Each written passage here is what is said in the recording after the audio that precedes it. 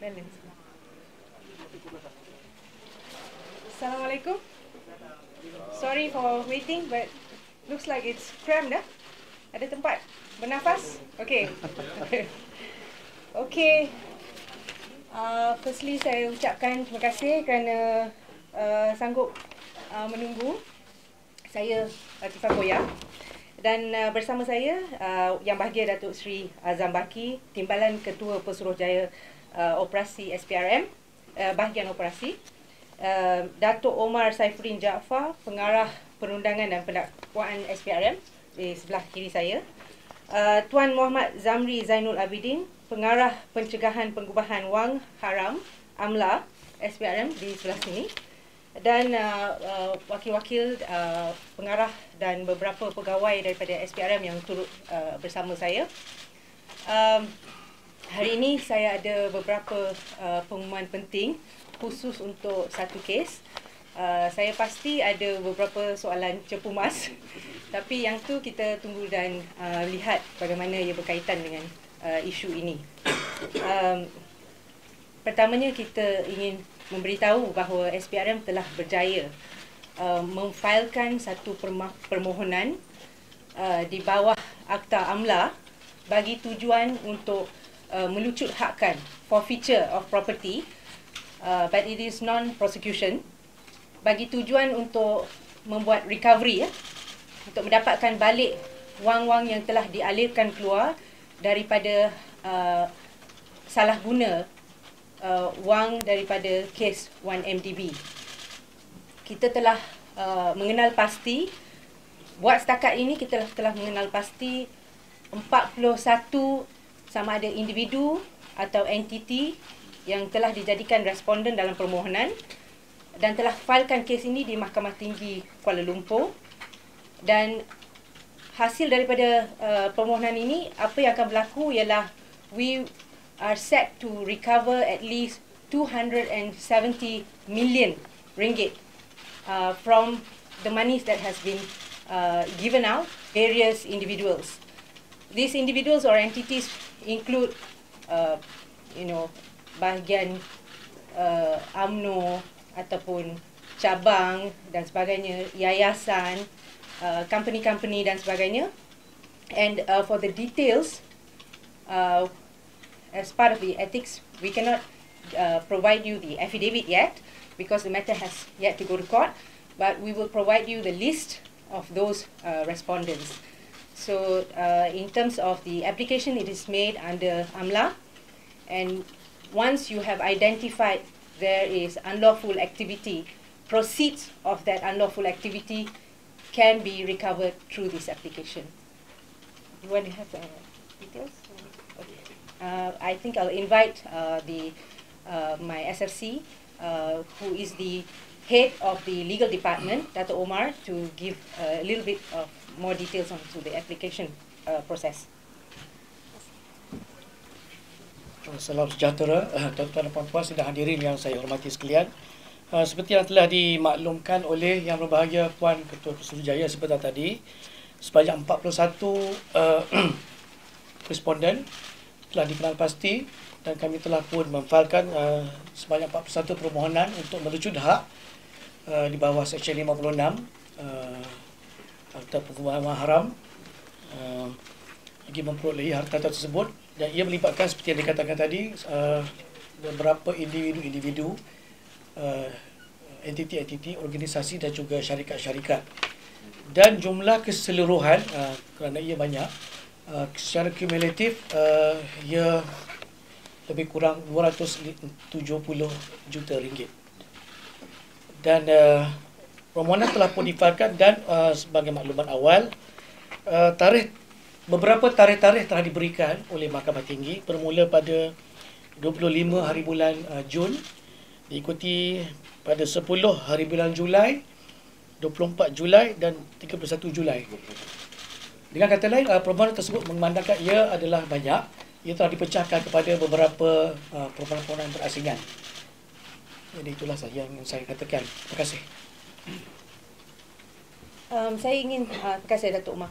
Saya ingin memaklumkan bahawa sejak bermulanya penyiasatan terhadap kes 1MDB ini, sebenarnya steps ataupun langkah-langkah untuk mendapatkan semula wang-wang tersebut telah pun dilakukan. Dan dari situ kita akan melihat bahawa we have actually recovered roughly about 919 million which was placed voluntarily by those people who have received, perhaps to avoid prosecution, perhaps to get some kind of reduction in terms of the action taken against them. But or if they have taken those steps, we have managed to recover about 919 million over. So now the second step which we are doing is actually by way of application, and that is the steps taken. And I have been informed by Tuan Zamri that as soon as we have filed, we have actually successfully recovered a couple more, meaning that those respondents have decided not to proceed and just allow for this forfeiture. As you know, when we get into an investigation, even before the prosecution is complete, the Act allows us to actually go for the recovery without having to charge these persons who have received the money. And this is what we are doing actually, because we want to be more practical and get the money as soon as possible. Tuan Zamri, maybe you can explain the recovery of the money. Bismillahirrahmanirrahim. Assalamualaikum dan selamat sejahtera. Basically untuk yang dimaklumkan oleh Puan Ketua Pusjaya melibatkan 270 juta di bawah Seksyen 56. Ini adalah kaedah di mana juga dipanggil civil forfeiture bawah Seksyen 56 AMLA. Yang mana kalau kita gunakan di bawah pertuduhan, Seksyen 55 akan digunakan with forfeiture, pendakwa rakyat akan mohon untuk forfeiture amount yang terlibat. Jadi kalau yang dimaklumkan oleh Puan Ketua Pusjaya tadi, 919 ini termasuklah amount yang kita perolehi daripada luar negara, iaitu daripada proceed juga daripada Red Granite, yang mana dengan kerjasama pihak daripada DOJ US, dan juga daripada recovery of the Park Lane asset yang baru-baru ni juga kita dapat pulangan lebih kurang 137 juta. Yang seterusnya melibatkan amount yang kita recover secara voluntary sebagaimana dimaklumkan oleh Puan Ketua Pusjaya tadi. Okay, sekian.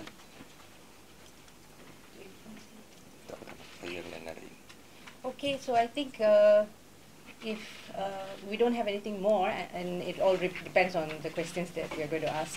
So perhaps we can start with the questions.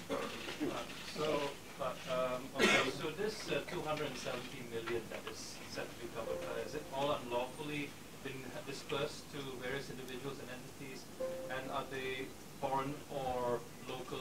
Could you explain the details of that? Yeah, the money is from the from a local bank, which is the money that was given out from the account of Datuk Seri Najib, and that has been then dispersed to all these people. So the transaction that we have identified is coming from the very bank account which is purposely created for the purpose of receiving the 1MDB money. So whether you are surprised or terkejut, that doesn't matter. As far as in the case of AMLA is concerned, so long as you can show there's some unlawful activity and the person who receives the money did not take steps to find out where the money came from, then they are then subjected to this forfeiture process. So of course, once we filed, we have already filed in the process of serving these applications to them, they will have the opportunity to put in an affidavit to explain how did they get the money and did they take steps to verify that the money was in fact clean or not. This is what money laundering is all about. If you get dirty money, then we will go for you. So that's the issue. So the responsibility on those who have received the money. In the case of AMLA, it's always the responsibility. If you suddenly receive about 100,000, 200,000, 500 million, you can't give a defense of being shocked or surprised and not take steps to find out and verify. And if it is something that you have suspicion about, you need to report and declare that money. And if that is not done, we will take the action to first freeze your account, and then within 12 months, we will have to make the application to recover those money. And that's what we are doing. So of course, it's not exhaustive. We may have not recovered all. There were monies probably spent, but the monies that we have frozen, we are trying to recover those money back. So this 270 million dispersed to 41 individuals and entities, would it be correct to term it as outstanding local disbursements of the 1MDB money? Well, yes. To the ones that we have identified are local respondents, because as far as the application is concerned, it has to be practical. So the jurisdiction for us to make that filing would be within, it has to be local. Non-foreign? Recovery for foreign money is by different method. Not included in this? Not for this one. Okay. Okay. Yes. Yes. You mentioned earlier that some unknown individuals are involved in Yes. some of these entities. Are there any other political parties which are involved? It's a long list. Really provide the list later so you can see who they are. All right. And the monies were dispersed from an account linked to that particular event? Yes. Not just linked. It is his account. It is under his name. Yeah. 270 million, all of it came from Yes. Yeah. There would have been more dispersed, but these are the ones that went straight, which we have a clear transaction. So we're going for what is the most clearest for now. Is Datuk Seri Najib one of the respondents? No, because we are, the recovery of against Datuk Seri Najib would be done in a different fashion, because he's also facing a criminal prosecution. So that goes together. So he's also charged under AMLA as well. So that will continue at the trial. These are basically third parties who have received those monies. All right. So just to be clear, it's all from one account, or is it from several of his Najib's accounts? That's two or one? One account. Only one account. Is this the Arab Malaysian? It's an M-Bank account. Yes. Yes, it is. Any other questions? Yeah, the people who volunteer the money, does that mean that NACT will not be filing charges against it? Yeah, because this is not a criminal prosecution. So if they have voluntarily decided to give back the money, it's well and good. I think that's what we are focusing on. We may have so many people who probably have received these monies, but if we were to go on a prosecution, that might take time. And since the law is clear and we have alternative ways of recovering the money, we'll go for the most pragmatic way.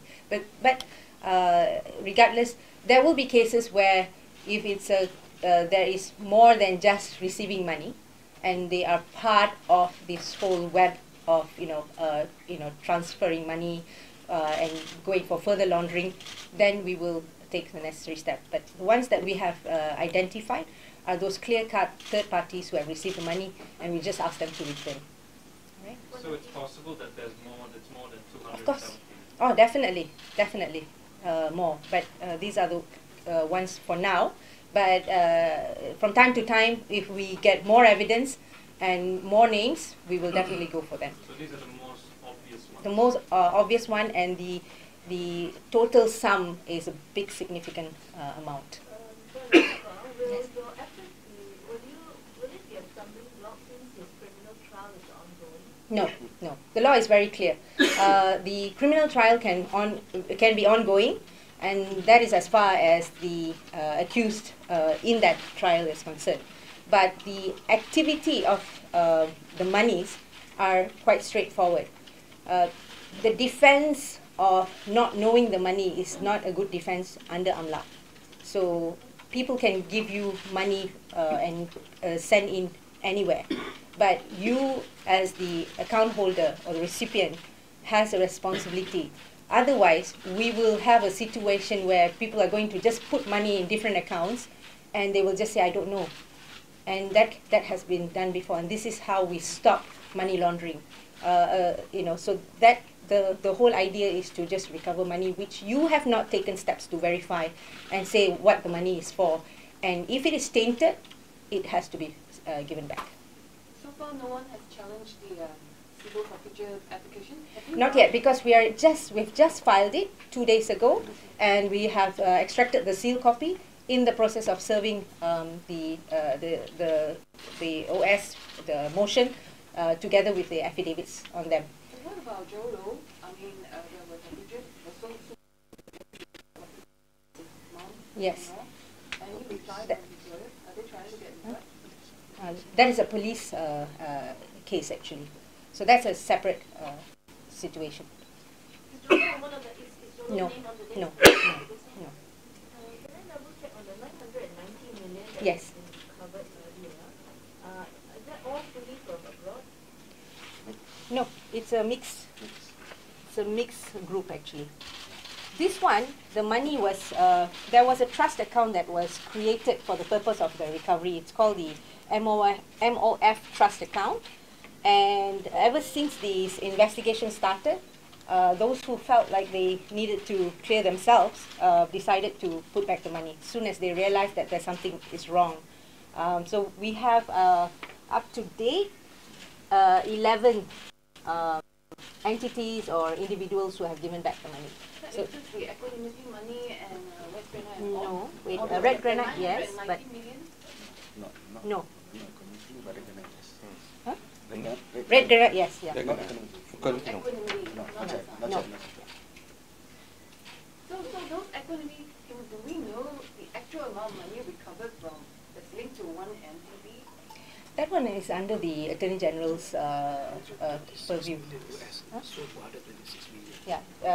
What I was made to understand that it was sold for 126 million. So I suppose they have actually announced about that being sold out, so the money should be recovered, but not in this particular account. So for MACC, in total, you think this year you recovered 990 Yes. plus the 270, so you're going to recover over 1.2? Roughly, but you see the one that is set up under the MOF trust account, that goes right under the Ministry of Finance, not MACC per se. As far as MACC is concerned, we are now taking steps by way of civil suit. Khususnya yang memiliki kekuatan ilmu. Where after you collected them, Of course, it goes back to the government. It will go back to the government. But it is upon the MACC to do the recovery process. We have the power to do so under AMLA. Who these 11 entities or companies are? We will provide the list. Yeah, we can provide the list. Yeah. Any other questions? The 4 dates that you mentioned, one in June and 3 in July. Yes. What are those dates exactly? What's going to happen? Because there are 41 applications involving 41 respondents, so they have been split. Yeah, it cannot be held like together at one go, 41. There are too many and too much amount involved. So they will be divided accordingly. We will get the further information from the court's registry. Thank you. And you'll be providing these dates to us as well? Yes, we will. Yes. Yeah, it's an open court, so you can actually come and witness the whole process. Yeah. Okay. What is the largest forfeiture among the 41? What's the largest? No. The big It's chunk the is luckiest, is it? UMNO. Of course, there's so many divisions of UMNO that received it. So when you when you put it all together, they would be the largest group, of course. But About in terms 212 million. 200 over million, I think. Yeah. Yeah, 212. 212 million. 212 Yeah, million. that's for UMNO. I'm not in. Yes. 212 million from the 270 million Yes. from UMNO. Yes. Yes. And that's in a single transaction or? No, separate transactions. Each one of them would have been paid, series of transactions actually. Yeah. When the court starts, then we will be detailed. You will actually witness the application is going to be, but we are actually not allowed to give you details of the affidavits because they should have the opportunity to see it first and reply and then present it in court. Correct me if I'm wrong. When you mentioned just now that after you file, some people have already surrendered their. Yeah, so I think they may have been alerted because when you actually file, the matter is actually filing by online. So we don't know how it's done, but and it's not a real secret thing. The process is quite transparent. So when you file, they may have been aware, and or they decided it's coincidental that they decided they want to get back the money. So give back the money. I think 2 million. 2 million. surrendered the money so far? Yeah, a few. There are a few. We will let you know soon. Is there only individuals or Sorry? only individuals? Two. All individuals. Two individuals. Two. Sorry, the balance from the 270 million, is that coming from the politics party as well? Other political parties? No, there are, apart from the political parties, so which is UMNO, then you have a few yayasans, a few companies, trading companies, individuals. So you will see and do a little bit of research. Why did they receive that amount of money? And other political parties as well? I think yes, yeah. Yeah. I think yes. Yes. We have MCA, Sabah, Parti Bersatu Rakyat Sabah. Hukum. Yeah, and also Pekida. But we will give you the full list, so you can have a field day looking at the list. Yeah. Yes. Then we will get a judgment in default. Yeah, in default of appearance. Yeah. So just to be clear, once you file these cases, these forfeiture suits against these entities and companies, Yeah. they are, on their part, they have to explain, put in an affidavit. Yes, they can challenge. They can challenge in so many ways. They can say that that account doesn't belong to them. They can also say that they have taken steps to verify that the money is proper, or they have, sold something and gotten the money for that. They have various reasons or explanation. So they have to put in an affidavit and reply, and then we go for hearing. They can do that. But as far as we are concerned, I think I'm pretty clear that the team of MACC have done a pretty good job in getting the actual transaction and the actual money trail, where it came from and where it went. So I'm pretty confident that this is a straightforward case. So will there be any raids that follow suit after this sort of procedure? If there's a raid, I wouldn't be telling the media. Can we expect any, taking down laws? No.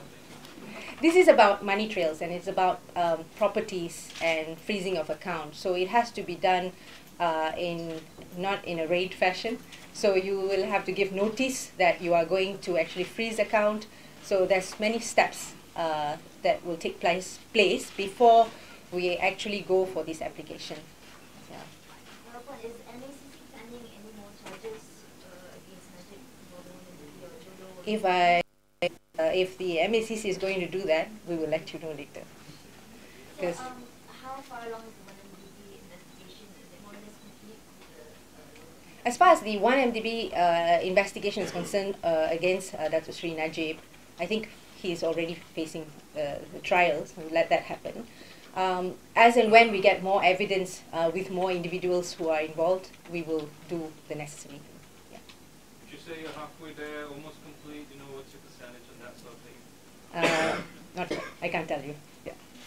One, is this 270 million forfeiture suit the biggest forfeiture suit that Malaysia has ever I think so far, I think it could be the biggest. I think. So yeah. far. So far, it is the biggest, and I think it is also a trend in other countries as well. Recovery of money is as important as going for prosecution, because we want to actually get the money back. Right? Any other questions? Sorry, one more. Yeah. You mentioned earlier that this was a pragmatic, kind of practical approach to Yes. getting the money back. Is that because there were so many people involved that it does not make sense to prosecute everybody? Yeah, and sometimes they could be receiving it without knowing where the money is from. So we'll give them that benefit of doubt, but that is not good enough. Even if you don't know, you have to take the necessary step to find out. So, like I said, we have been hearing too many times people who say they don't know. Suddenly, I received, this amount of money, or I'm surprised, I'm shocked. So that kind of excuses doesn't come under AMLA, right? How close are we towards where Sorry? How close are we towards identifying where Jolo and all the other 1MDB individuals? Okay, if we are close enough also, I can't tell you. Sorry. Until we get him, I'm afraid, I think every time we go and announce that Jolo is in Macau, we will come after you, that doesn't really help, does it? So I think as a strategy and for the purpose of securing evidence, we can't tell you our actual steps as to how close or have we taken him, have we identified him. But without telling us where he is, do you know where he is?